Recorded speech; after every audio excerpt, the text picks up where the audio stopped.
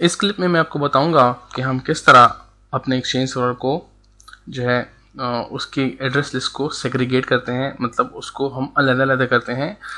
इस एग्जांपल में हमारे पास एक एक्सचेंज सर्वर है, जबकि हमारे पास दो कंपनी है जो उस एक एक्सचेंज को जो है यूटिलाइज करना चाह रही है, और दोनों का ईमेल एड्रेस जो है वो डिफरेंट है। एक के पास लेट्स वर्चुअल हट जो है उसका @virtualhut.org है, जबकि वर्चुअल लूप्स डॉट इन्फो का जो डोमेन नेम है वो वर्चुअल लूप्स डॉट इन्फो है।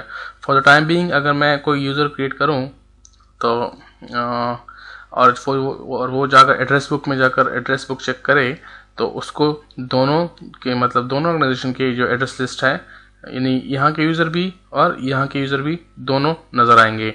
लेकिन हमारी रिक्वायरमेंट ये है कि हम चाहते हैं कि ये दोनों ऑर्गेनाइजेशन जो हैं ये अपनी अपनी एड्रेस लिस्ट जो है यूज़ करें और उनको सिर्फ अपनी ही एड्रेस लिस्ट नज़र आए, जबकि दूसरी कंपनी की एड्रेस लिस्ट जो है वो नज़र ना आए।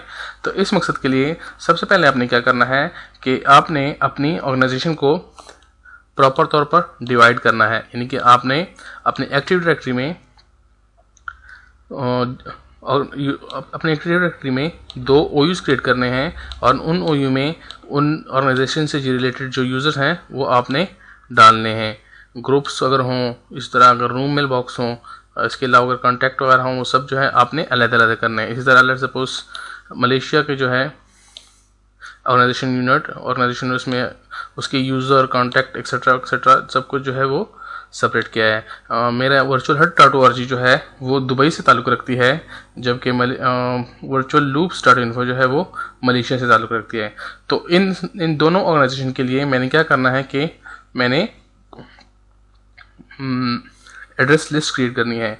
4 चीज़ें जो है वो ज़रूरी होती हैं। एड्रेस लिस्ट ज़रूरी होती है, रूम एड्रेस लिस्ट ज़रूरी होती है, ऑफलाइन एड्रेस बुक और ग्लोबल एड्रेस लिस्ट। और ये जब हम क्रिएट कर लेंगे फिर हम एक एड्रेस बुक पॉलिसी क्रिएट करेंगे, और फिर वो एड्रेस बुक पॉलिसी जो है हम यूज़र को असाइन करेंगे। तो इस तरह उस यूज़र को सिर्फ यही जो है एड्रेस लिस्ट नज़र आएंगी। इसी तरह हम एक और एड्रेस लिस्ट एक और एड्रेस बुक पॉलिसी क्रिएट करेंगे, और उनमें जो हमने ये क्रिएट किया है ये मतलब mail box user etcetera room mail box offline address book और गैल, ये हम उसमें डालेंगे और फिर यूज़र को असाइन करेंगे। तो उन यूज़र को ये जो है सिर्फ यही वो नज़र आएंगे, एड्रेस बुक नज़र आएगी।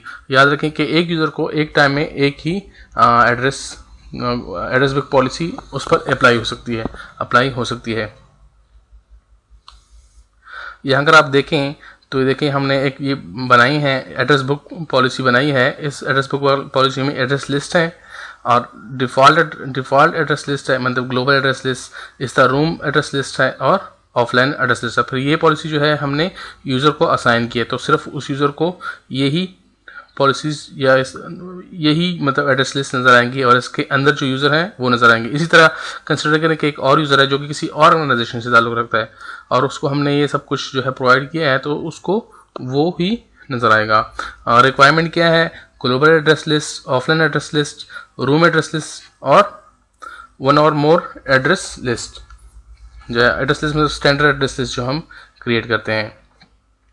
इसके अलावा आपने जो मेल बॉक्सेस वगैरह क्रिएट करने हैं यूज़र के, वहाँ पे आपने कस्टम एट्रीब्यूट्स यूज़ कर सकते हैं या कंपनी वगैरह का एट्रीब्यूट्स यूज़ कर सकते हैं। बेहतरीन तरीका ये है कि आप कस्टम एट्रीब्यूट्स जो है यूज़ करें, जो कि आगे मैं आपको बताऊंगा। उस कस्टम एट्रीब्यूट के थ्रू हम फिल्टरिंग करेंगे और इससे क्या होगा कि सिर्फ वही यूज़र हमें जो है एड्रेस बुक के अंदर ऐड करेंगे जो कि जिन पर वो फिल्टर लगा हो।